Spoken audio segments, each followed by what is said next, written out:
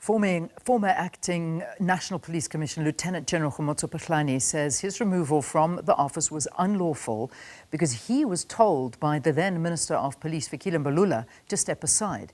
Phahlane testified before Parliament's ad hoc committee that his 2017 removal by the then Minister of Police violated South African law, as only the President holds suspension powers. Phahlane is appearing before Parliament's ad hoc committee, which is probing allegations of criminal infiltration, corruption and political interference in the criminal justice system. The allegations were made by KwaZulu-Natal Police Commissioner Nhlanhla Mkhwanazi during a media briefing last year. Now, to dissect Phahlane's testimony, we are now joined by the head of the Department of Law and Safety and Security Management at the Tshwane University of Technology in South Africa, Professor Kholofelo Rakubu. I beg your pardon. Prof, thanks for joining us. It's wonderful to have you on the program.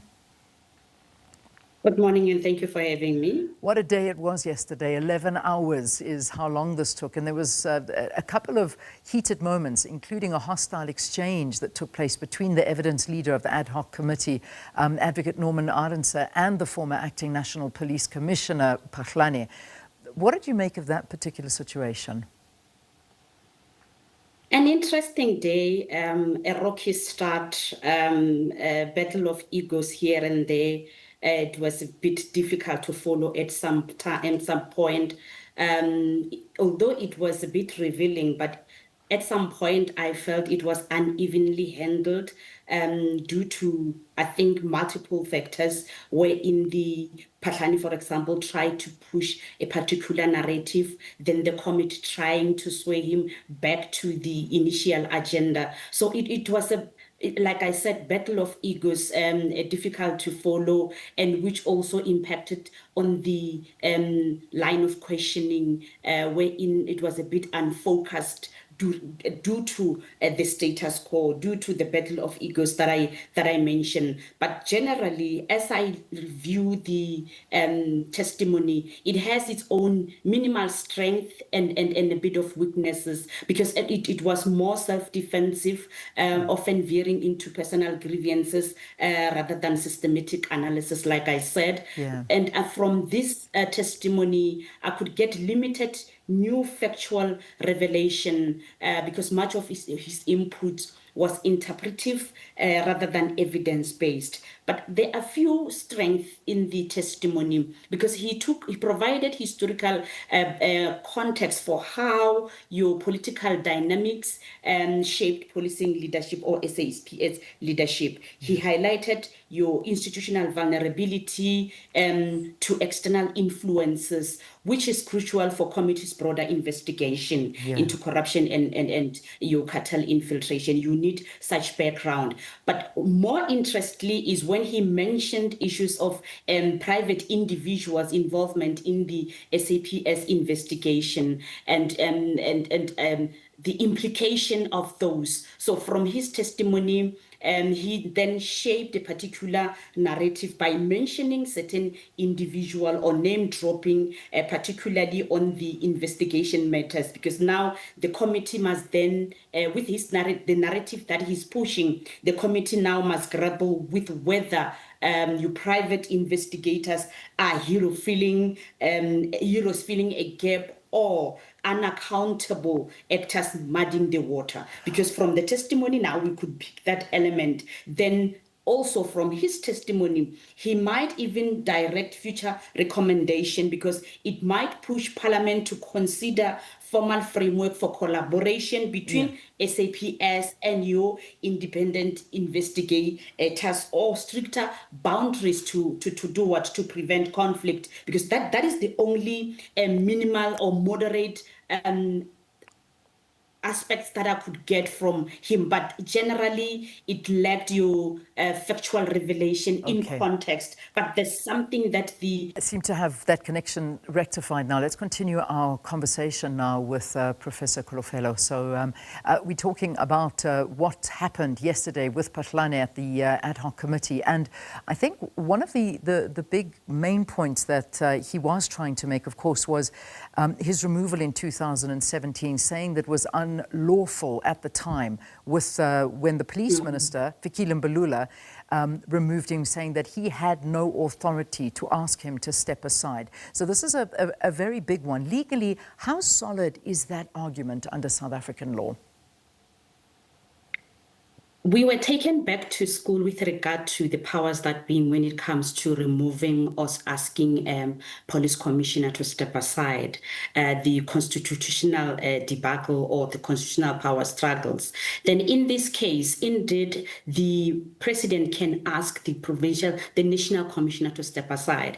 But then evidence is required if indeed the then Minister of Police, Fikile Mbalula, asked him to step aside, and what protocol were followed, which chain of command was followed in that regard. Did Fikile Mbalula had powers in that during that time to ask him to ask the minister, to ask the commissioner to step aside?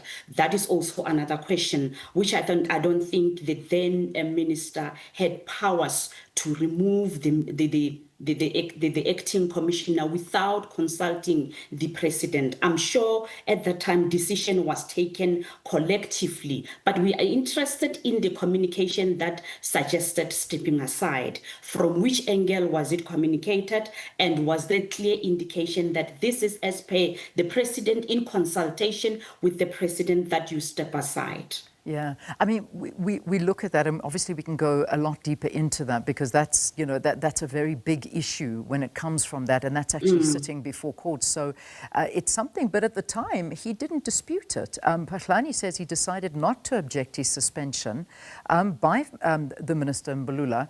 Why would he opt for that? A very critical question.